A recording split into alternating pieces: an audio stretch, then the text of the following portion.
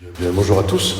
Vendredi, c'est le vendredi de carême. Vous savez, c'est toujours un jour un peu particulier où on pense davantage au carême, où on fait quelques petits efforts supplémentaires. Mais là, aujourd'hui, on vous propose une célébration pénitentielle. Demander pardon au Seigneur. C'est important pendant ce carême d'essayer de demander au Seigneur qu'il nous purifie un peu, qui balaye un peu nos intérieurs qui sont un peu encombrés. Alors on va juste se présenter devant le Seigneur. J'ai choisi deux textes que j'ai trouvé bien sûr, sinon je ne les aurais pas choisis. Mais le premier texte, c'est le texte de la femme adultère. Vous savez, c'est dans Saint Jean au chapitre 8. Désolé, dans l'évangile, il n'y a pas d'homme adultère, il n'y a que des femmes adultères. Et donc là, c'est le récit de cette femme qu'on va écouter. Et dans une deuxième partie, par petits morceaux, nous allons écouter une méditation du pape François sur justement cet évangile. Alors on a mis en 5 petits morceaux et on va les écouter les uns après les autres. On prendra aussi le temps de méditer un peu, de faire silence et puis de chanter. Et à la fin, je donnerai l'absolution. Voilà. On commence par chanter. Changez vos cœurs, croyez à la bonne nouvelle. Changez vos cœurs, croyez que Dieu vous aime. Donc c'est dans l'évangile selon Saint Jean. Jésus s'en alla au mont des Oliviers. Dès l'aurore, il retourna au temple. Comme tout le peuple venait à lui, il s'assit et se mit à enseigner. Les scribes et les pharisiens lui amènent une femme qu'on avait surprise en situation d'adultère. Ils la mettent au milieu et disent à Jésus, « Maître, cette femme a été surprise en flagrant délit d'adultère. Or, dans la loi, Moïse nous a ordonné de lapider ces femmes-là. Et toi, que dis-tu » Il parlait ainsi pour le mettre à l'épreuve afin de pouvoir l'accuser. Mais Jésus s'était baissé et du doigt, il écrivait sur la terre. Comme on persistait à l'interroger, il se redressa et leur dit « Celui d'entre vous qui est sans péché, qu'il soit le premier à lui jeter une pierre. » Il se baissa de nouveau et il écrivait sur la terre. Eux, après avoir entendu cela, s'en allaient un par un, en commençant par les plus âgés. Jésus resta seul, avec la femme, toujours là au milieu. Il se redressa et lui demanda « Femme, où sont-ils? Personne ne t'a condamné ?» Elle répondit « Personne, Seigneur. » Et Jésus lui dit « Moi non plus, je ne te condamne pas. Va et désormais ne pêche plus. » Changez vos cœurs, croyez à la bonne nouvelle. Changez vos cœurs, croyez que Dieu vous aime. Donc nous écoutons la méditation de notre pape François sur ce texte-là. Il ne resta seulement qu'elles deux, la misère et la miséricorde. C'est de cette manière que saint Augustin restitue le final de l'évangile que nous venons d'entendre. Ceux qui étaient venus pour jeter des pierres à la femme ou pour accuser Jésus vis-à-vis de la loi sont partis. Ils sont partis, ils n'avaient pas d'autre intérêt. Jésus, au contraire, reste. Il reste parce qu'elle est précieuse à ses yeux, cette femme, cette personne. Pour lui, avant le péché, il y a le pécheur. Moi, toi, chacun de nous, nous venons en premier dans le cœur de Dieu. Avant les erreurs, les règles, les jugements et avant nos chutes. Demandons la grâce d'un regard semblable à celui de Jésus. Demandons d'avoir l'image chrétienne de la vie qui voit le pécheur avec amour avant le péché, celui qui a erré avant l'erreur, la personne avant son histoire. Changez vos cœurs, croyez à la bonne nouvelle. Changez vos cœurs, croyez que Dieu vous aime. Je ne viens pas pour condamner le monde, je viens pour que le monde soit sauvé. Changez vos cœurs, croyez à la bonne nouvelle. Changez vos vies, croyez que Dieu vous aime. Demandons la grâce d'un regard semblable à celui de Jésus. Demandons d'avoir l'image chrétienne de la vie, qui voit le pécheur avec amour avant le péché, celui qui a erré avant l'erreur, la personne avant son histoire.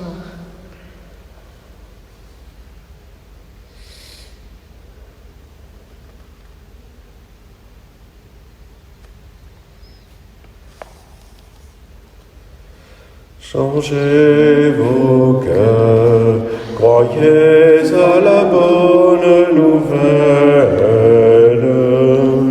Changez vos vies, croyez que Dieu vous aime.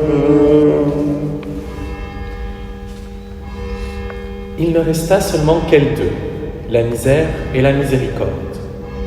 Pour Jésus, cette femme surprise en adultère ne représente pas un paragraphe de la loi, mais une situation concrète dans laquelle s'impliquer. C'est pourquoi il reste là avec la femme, restant le plus souvent en silence. Et en attendant, il fait 2 fois un geste mystérieux. Il écrit par terre avec le doigt. Nous ne savons pas ce qu'il a écrit. Et peut-être ce n'est pas la chose la plus importante. L'attention de l'Évangile porte sur le fait que le Seigneur écrit. L'épisode du Sinaï vient à l'esprit quand Dieu avait écrit des tables de la loi avec son doigt, comme fait Jésus à présent. Par la suite, Dieu avait promis par les prophètes de ne plus écrire sur des tables de pierre, mais directement dans les cœurs, sur les tables de chair de nos cœurs. Avec Jésus, miséricorde de Dieu incarné, le moment d'écrire dans le cœur des hommes est arrivé, de donner une espérance sûre à la misère humaine, de donner non seulement des lois extérieures qui laissent souvent Dieu et l'homme distants, mais la loi de l'esprit qui entre dans le cœur et le libère. C'est ce qui arrive pour la femme qui rencontre Jésus et qui se remet à vivre. Et elle part pour ne plus pécher. C'est Jésus qui, avec la force de l'Esprit Saint, nous libère du mal que nous avons à l'intérieur, du péché que la loi pouvant entraver mais non pas enlever. Et cependant, le mal est fort. Il a un pouvoir séduisant, il attire, il fascine. Pour s'en détacher, notre engagement ne suffit pas. Il faut un amour plus grand. On ne peut pas vaincre le mal sans Dieu. Seul son amour redresse à l'intérieur. Seule sa tendresse, déversée dans le cœur, rend libre. Si nous voulons être libérés du mal, de la place doit être faite au Seigneur qui pardonne et qui guérit. Il le fait surtout à travers le sacrement que nous sommes en train de célébrer. La confession, c'est le passage de la misère à la miséricorde. C'est l'écriture de Dieu dans le cœur. À chaque fois, nous y lisons que nous sommes précieux aux yeux de Dieu, qu'il est Père et qu'il nous aime plus que nous nous aimons nous-mêmes. Changez vos cœurs, croyez à la bonne nouvelle. Changez vos vies, croyez que Dieu vous aime. Je ne viens pas pour les bien portants ni pour les justes, je viens pour les malades, les pécheurs. Changez vos cœurs, croyez à la bonne nouvelle.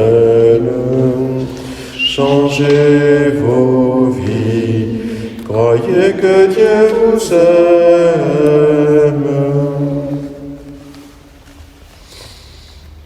Je suis pécheur.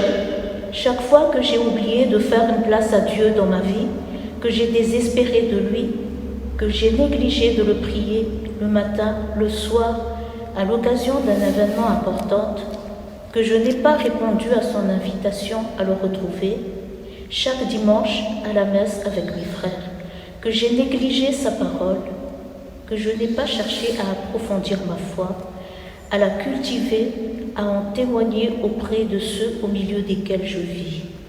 Chaque fois où j'ai oublié de rendre grâce à Dieu, chaque fois que j'ai eu une attitude distraite, indifférente vis-à-vis de Dieu, que je lui ai préféré des idoles, que je lui ai manqué de respect dans mes paroles, ma manière d'être, que je n'ai pas su le voir dans mon prochain.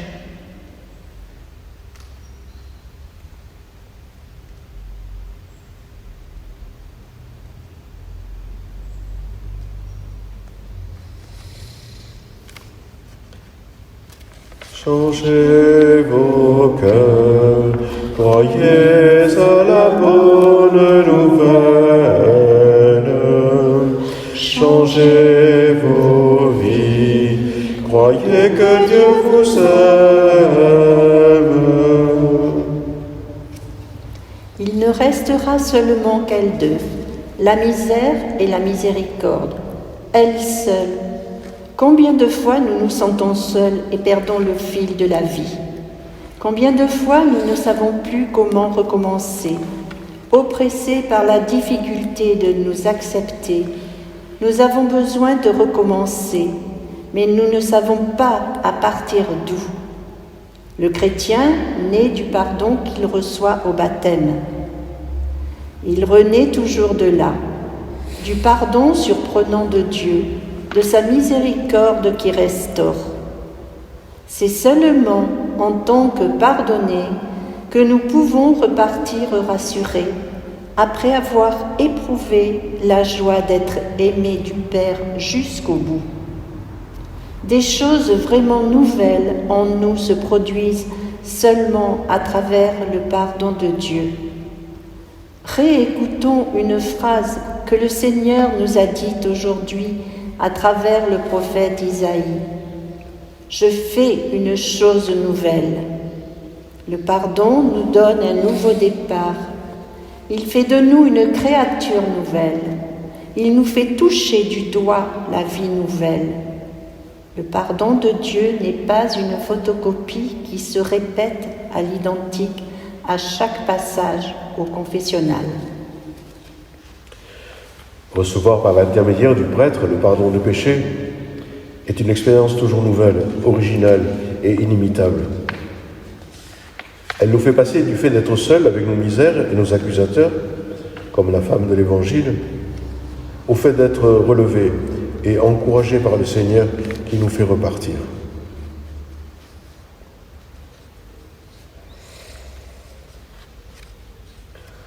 Ouvre mes yeux, Seigneur, aux merveilles de ton amour. Je suis l'aveugle sur le chemin. Guéris-moi, je veux te voir. Par son pardon, Jésus fait de nous une créature nouvelle. Nous étions seuls avec nos péchés et ceux qui nous accusent. Nous sommes relevés et encouragés par le Seigneur qui nous fait repartir. C'est seulement en tant que pardonnés que nous pouvons repartir rassurés, après avoir éprouvé la joie d'être aimés du Père jusqu'au bout. Fais que je marche, Seigneur.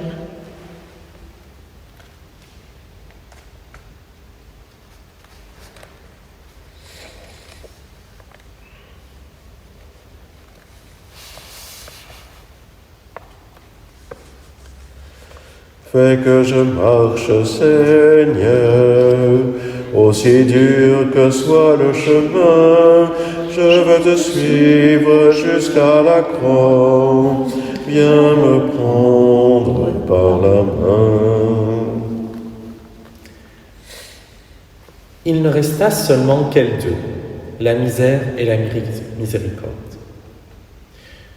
Que faire pour s'attacher à la miséricorde, pour vaincre la peur de la confession?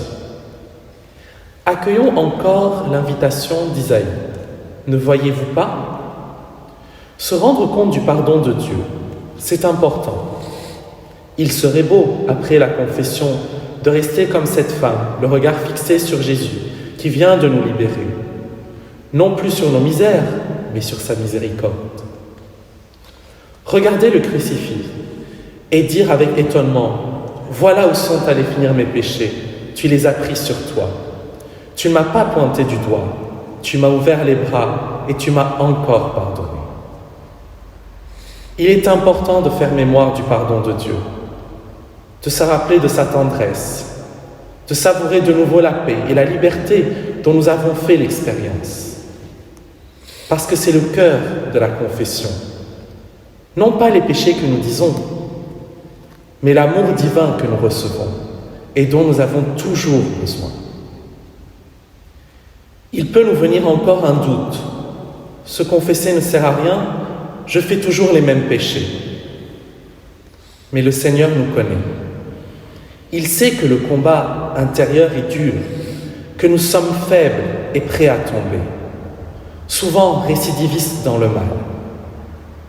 Et il nous propose de recommencer à être des récidivistes dans le bien et à faire de nous des créatures nouvelles. Repartons alors de la confession, redonnons à ce sacrement la place qu'il mérite dans la vie et dans la pastorale.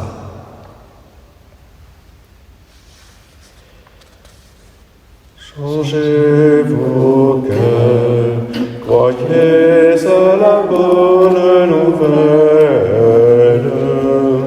Changez vos vies, croyez que Dieu vous aime.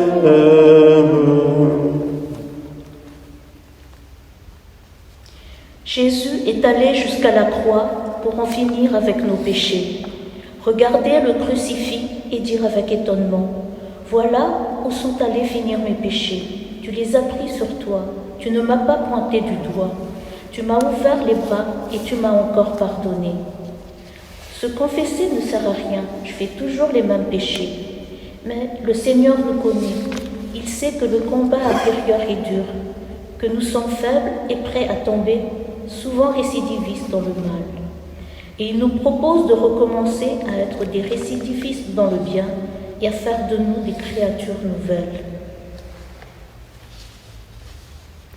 Changez vos cœurs, croyez à la bonne nouvelle. Changez vos vies, croyez que Dieu vous aime. Je ne viens pas pour juger les personnes, je viens pour leur donner la vie de Dieu. Changez vos cœurs, croyez à la bonne nouvelle. Changez vos vies, croyez que Dieu nous aime.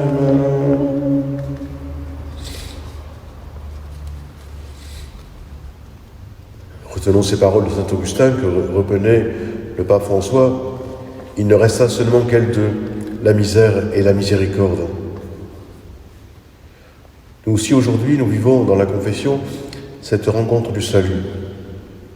Nous, avec notre misère et notre péché, le Seigneur qui nous connaît, nous aime et nous libère du mal. Entrons dans cette rencontre en demandant la grâce de la découvrir de nouveau.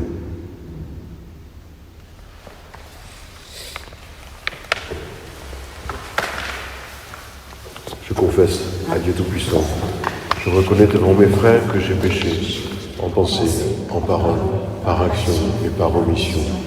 Oui, j'ai vraiment péché. C'est pourquoi je supplie la Vierge Marie, les anges et tous les saints, et vous aussi, mes frères, de prier entre moi. Je vais vous donner le pardon du Christ, si vous voulez bien, après cette méditation. Que Dieu notre Père vous montre sa miséricorde, Par la mort et la résurrection de son Fils, il a réconcilié le monde avec lui. Et il a envoyé l'Esprit Saint pour la rémission des péchés. Par le ministère de l'Église, qu'il vous donne le pardon et la paix. Et moi, au nom du Père et du Fils et du Saint-Esprit, je vous pardonne tous vos péchés. Et je demande à Dieu qu'il me pardonne à moi aussi.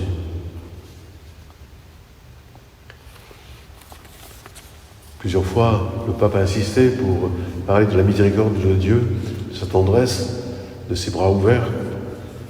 Alors c'est avec confiance que nous nous tournons vers lui.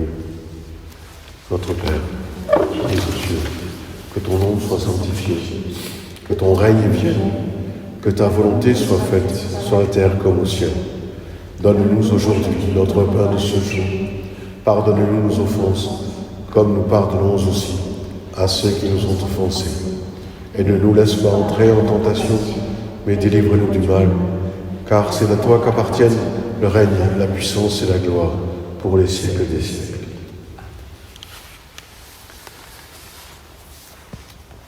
Et pour terminer, on va chanter « Ne rentrez pas chez vous comme avant ».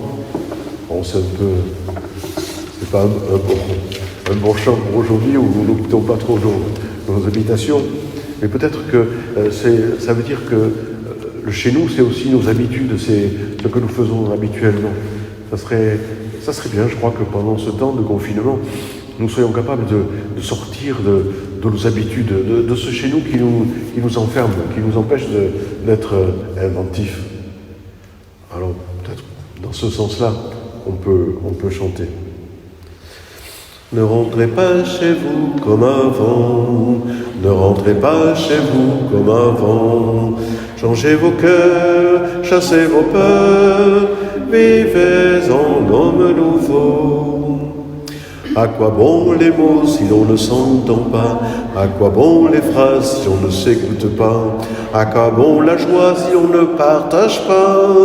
À quoi bon la vie si l'on n'aime pas? Ne rentrez pas chez vous comme avant, ne vivez pas chez vous comme avant. Changez vos cœurs, chassez vos peuples, vivez en homme nouveau. Pourquoi une chanson si on ne chante pas? Pourquoi l'espérance si on ne croit pas? Pourquoi l'amitié si l'on n'accueille pas? Pourquoi dire amour si l'on n'agit pas? Ne rentrez pas chez vous comme avant, ne vivez pas chez vous comme avant. Changez vos cœurs, chassez vos peurs, vivez en homme nouveau. Je vais repartir et je vais te prier, je vais repartir et je veux t'écouter. Je vais repartir et je veux te chanter, je vais repartir et je veux t'annoncer. Ne rentrez pas chez vous comme avant, ne vivez pas chez vous comme avant. Changez vos cœurs, chassez vos peurs, vivez en homme nouveau. Je remercie à tous de nous avoir permis de partager ça avec vous. Je vais mettre le texte c'est l'essentiel, le texte du pape François, je vais le mettre sur mon blog, si vous voulez, ou sur Facebook, je sais pas, sur mon blog. Vous tapez Christian Alexandre sur votre réseau et vous allez accéder à moi. Voilà, j'ai trouvé très très beau ce texte de François, alors qu'il nous aide à grandir dans la paix, dans le souci de croire en cette miséricorde du Seigneur. Au revoir, à bientôt.